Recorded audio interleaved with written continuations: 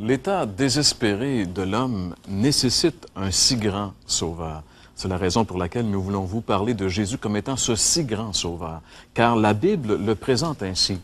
Juste un verset, entre autres, dans l'Épître aux Hébreux, au chapitre 7, au verset 26, la Bible dit « Il nous convenait, en effet, d'avoir un si grand sauveur comme lui, saint, innocent, sans tache, séparé des pécheurs et plus élevé que les cieux. » Quand on lit une phrase comme celle-là qui nous parle de Jésus, on peut voir jusqu'à quel point notre Sauveur, il est grand.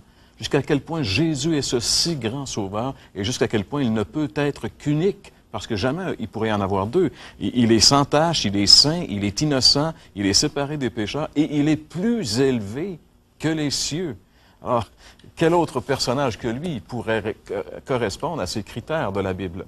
Eh bien, la bonne nouvelle de l'Évangile signifie justement qu'en Jésus, nous avons un salut qui est parfait et un salut qui est éternel. Un salut parfait et éternel. Parfait dans le fait que tous ceux qui se confient en lui obtiennent un pardon complet et aussi parfait dans sa durée, dans ce sens qu'il est éternel.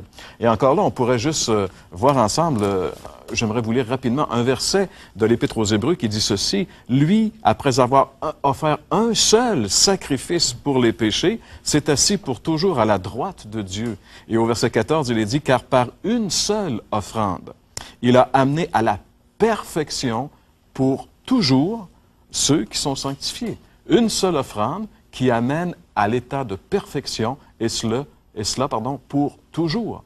Alors, voyez-vous, un si grand salut, parce que c'est un si grand sauveur. Quand on parle de salut, nous les chrétiens, on veut parler d'un espèce de sauvetage, car la Bible dit que tous les hommes sont en état de perdition. Romains 3, 23 nous dit « Tous sont péchés et sont privés de la gloire de Dieu ».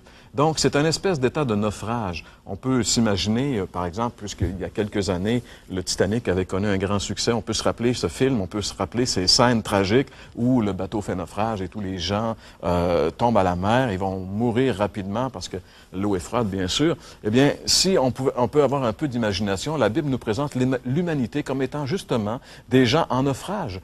Et la mort est une question juste de temps. Pour certains, ça va venir rapidement. Pour d'autres, ça va venir plus tard. Mais l'homme est en situation tragique, en situation de naufrage. Et la seule bouée de sauvetage, c'est Jésus. La Bible est formelle sur le fait que par nature, tous les hommes sont perdus et sont condamnés à cause de leur péché. Vous savez, le péché est une notion dont on n'entend plus beaucoup parler de nos jours, mais la Bible parle du péché. Et le péché, en réalité, même si on n'en parle pas, on en vit les conséquences tous les jours. Lisez les journaux, écoutez les nouvelles, et les conséquences de ce que nous voyons, c'est le péché. Le péché, c'est ce qui empoisonne la vie présentement, et c'est ce qui nous condamne en enfer pour l'éternité. Mais la bonne nouvelle, c'est que par la foi en Jésus, tout ça peut changer, et nous recevons le don de la vie éternelle. Car c'est cela le salut. Nous avons un si grand sauveur qui nous donne une vie merveilleuse, la vie éternelle. C'est ça, être sauvé. Être sauvé, c'est posséder, avoir la vie éternelle. Le merveilleux salut en Jésus nous donne la certitude de posséder dès maintenant la vie éternelle. Et c'est une réalité biblique. J'aimerais vous inviter à lire avec moi, si vous le voulez bien, dans la première lettre de Jean, au chapitre 5 et au verset 12, deux versets qui nous présentent justement le merveilleux salut de Dieu. 1 Jean, chapitre 5, les versets 12 et 13, nous lisons ceci. « Celui qui a le Fils a la vie. Celui qui n'a pas le Fils de Dieu n'a pas la vie.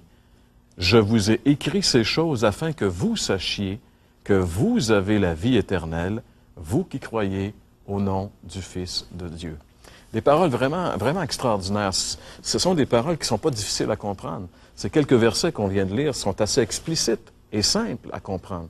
Ça dit simplement, celui qui a le Fils, il a la vie. Celui qui n'a pas le Fils n'a pas la vie. C'est en réalité juste une question d'avoir ou de ne pas avoir. Alors, je pourrais vous poser la question, avez-vous le Fils? Avez-vous la vie? Avez-vous expérimenté ce si grand salut? Le si grand salut accompli à la croix par Jésus donne aux croyants un pardon complet et parfait pour tous ses péchés. C'est ça qui est merveilleux. Encore dans la première épître de Jean, juste quelques pages auparavant, chapitre 2, le verset 12, on lit ceci. Jean dit, « Je vous écris, petits enfants, parce que vos péchés vous sont pardonnés à cause de son nom. » Jean appelle les chrétiens des petits-enfants. Il leur dit, je vous écris parce que, vous savez, vos péchés vous sont pardonnés. C'est une bonne nouvelle que Jean a à écrire à ses amis. Vos péchés vous sont pardonnés à cause de son nom. Le nom de Jésus est le seul nom qui peut procurer le pardon des péchés. Rien d'autre. Mais ce qui est merveilleux, c'est que ce salut en Jésus est tellement grand et le nom de Jésus tellement puissant qu'il procure le pardon de tous les péchés. Vous savez, il y a bien des gens qui proposent des espèces de plans de salut, mais il n'y en a pas de salut complet comme ce si grand salut accompli par ce si grand Sauveur. L'Épître aux Colossiens nous dit quelque chose également. Dans le Nouveau Testament, on va lire ensemble, si vous le voulez, ce verset qu'on retrouve dans l'Épître aux Colossiens, au chapitre 2 et au verset 13, où l'apôtre Paul dit ceci, « Vous étiez morts par vos offenses et par l'incirconcision de votre chair, il vous a rendu à la vie avec lui, et notez bien ceci, en nous faisant grâce pour toutes nos offenses. » Nous faisons grâce pour toutes nos offenses. L'apôtre Paul spécifie bien ici, toutes nos offenses. Pas juste une partie de nos péchés, pas un salut à moitié où on serait sauvé qu'à moitié, mais toutes nos offenses. La Bible dit que nos péchés ont pour effet de mettre une séparation entre nous et Dieu. Et la Bible dit que Dieu, il est tellement saint qu'il a les yeux trop purs pour voir le péché. Alors, s'il ne resterait que quelques péchés sur nous, on ne pourrait jamais être sauvé. Même si on en enlevait 95 %, s'il n'en restait que 5 %, on serait perdu. Mais le merveilleux salut, fait par ce si merveilleux Sauveur, c'est un salut à 100 %. Il nous donne le pardon de tous nos péchés. C'est pourquoi nos péchés, ils sont tellement important qu'il provoque la brouille avec Dieu. Le péché, en réalité, on pourrait dire, c'est une déclaration de guerre ouverte à Dieu. Par nature, nous sommes tous en guerre avec Dieu. C'est pas étonnant de constater que nous sommes en guerre parfois avec les membres de notre propre famille. Pas étonnant qu'il y ait des guerres de voisins, pas étonnant qu'il y ait des guerres avec les étrangers, pas étonnant que lorsqu'on ouvre la radio, la télévision, les journaux, il est question de guerre un petit peu partout à travers le monde. On a vu des guerres tribales en Afrique vraiment horribles, des gens d'un même pays, mais de tribus étrangères se mutiler comme c'est presque impensable. Eh bien, ça existe. Pourquoi? Pourquoi? Parce que l'homme étant en guerre avec Dieu, forcément va être en guerre avec son semblable. Mais le si grand salut de Dieu peut changer tout cela, car le salut en Jésus amène un trésor inestimable, l'armistice avec Dieu, la paix avec Dieu. Et ça, mes amis, c'est le plus grand de tous les biens.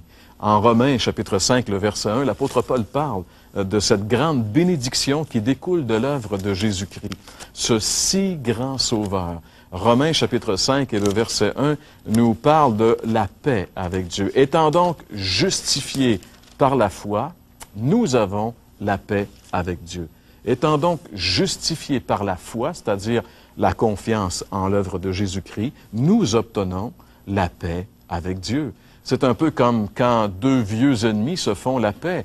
Quand deux vieux ennemis disent, ben, c'est assez la guerre. Maintenant, on redevient des amis. Et cette paix est tout à l'avantage du croyant, puisqu'elle amène la possibilité maintenant de cultiver l'amitié de Dieu, la communion intime avec Dieu. Vous savez, on a été créé à l'image de Dieu et on ne peut pas dire qu'on a vraiment vécu tant et aussi longtemps qu'on n'a pas vécu avec Dieu. Car on est créé pour vivre avec Dieu. Et tant et aussi longtemps que Dieu n'est pas dans notre vie, il nous manque l'essentiel. On a beau avoir tous les biens que la terre peut donner, si Dieu n'est pas dans notre vie, nous manquons l'essentiel. Mais lorsqu'on reçoit le Christ comme notre Sauveur, Dieu devient dorénavant du côté du croyant. Vous savez, quand on n'est pas sauvé, quand on n'a pas expérimenté le merveilleux salut de Dieu, on est ennemi de Dieu. Mais lorsque nous avons reçu le Christ, maintenant on est amis de Dieu et Dieu est de notre côté. C'est ce que Paul pouvait dire également, toujours dans l'Épître aux Romains, chapitre 8, et le verset 31, où Paul dit « Que dirons-nous donc à l'égard de ces choses? Si Dieu est pour nous, qui sera contre nous? Dieu est pour nous. Le grand Dieu créateur de l'univers est pour moi. » N'est-ce pas extraordinaire? Tout ça est réel. Pourquoi? À cause de ce si grand salut en Jésus-Christ. La seule possibilité de réconciliation avec un Dieu 3 fois saint pour le pécheur se trouve dans la croix de Christ et nulle part ailleurs. Encore une fois, si vous le voulez bien, j'aimerais revenir à l'Épître aux Colossiens, au chapitre 1 et au verset 21, où Paul dit ceci. Colossiens 1, 21, « Vous qui étiez autrefois étrangers et ennemis par vos pensées et par vos mauvaises œuvres, il vous a maintenant réconciliés par sa mort dans le corps de sa chair. » Il est maintenant réconcilié par sa mort. Vous savez, mes amis, il a fallu la mort de Jésus à la croix pour que je puisse être réconcilié avec Dieu. Dieu est saint, Dieu est juste. Il fallait que mes péchés obtiennent expiation. Il fallait que quelqu'un paye la dette. Et Jésus, la victime innocente, a accepté de le faire par amour pour moi et par amour pour toi également. C'est parce que je suis au bénéfice de ce si grand salut accompli par ce si grand Sauveur que je suis dans une si grande sécurité également.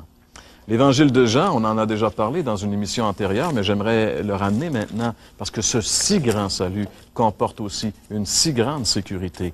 L'Évangile selon Jean, chapitre 10, le verset 28, dit « Je leur donne la vie éternelle ». Jésus dit « Je leur donne la vie éternelle, elles ne périront jamais et personne ne les ravira de ma main ». Il y a trois choses importantes qu'on peut revoir rapidement dans ce verset. Premièrement, Jésus dit « Je leur donne la vie éternelle ». Ce qui veut dire que la vie éternelle est un don, un cadeau. On n'a pas à mériter, c'est un don. On n'a qu'à accepter ce que Jésus nous donne. Il nous donne. Ce si grand Sauveur nous donne un si grand salut gratuitement. Parce qu'on pourrait pas l'acheter, il est trop grand.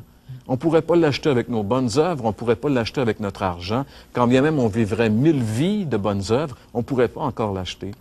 Il nous le donne parce que le prix est trop élevé pour qu'on puisse le payer. Il nous le donne parce que Jésus l'a parfaitement accompli. Je leur donne la vie éternelle. Et par la suite, il dit, elles ne périront jamais. Jamais, jamais quelqu'un qui est au bénéfice de l'œuvre de Jésus va périr. Quand quelqu'un est retiré de la perdition, quand quelqu'un est sauvé, il est mis sur la terre ferme et plus jamais il se retrouvera dans cet état-là parce que Jésus le garde de retourner dans le bourbier de la destruction. Ils ne périront jamais.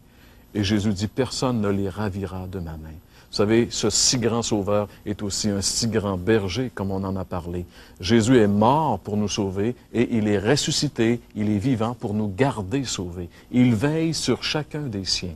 C'est lui qui est ce si grand Sauveur, ce si grand Sauveur ressuscité qui garde tous ceux qui se sont confiés en lui par la foi. Voilà l'amour grandiose d'un si grand Sauveur.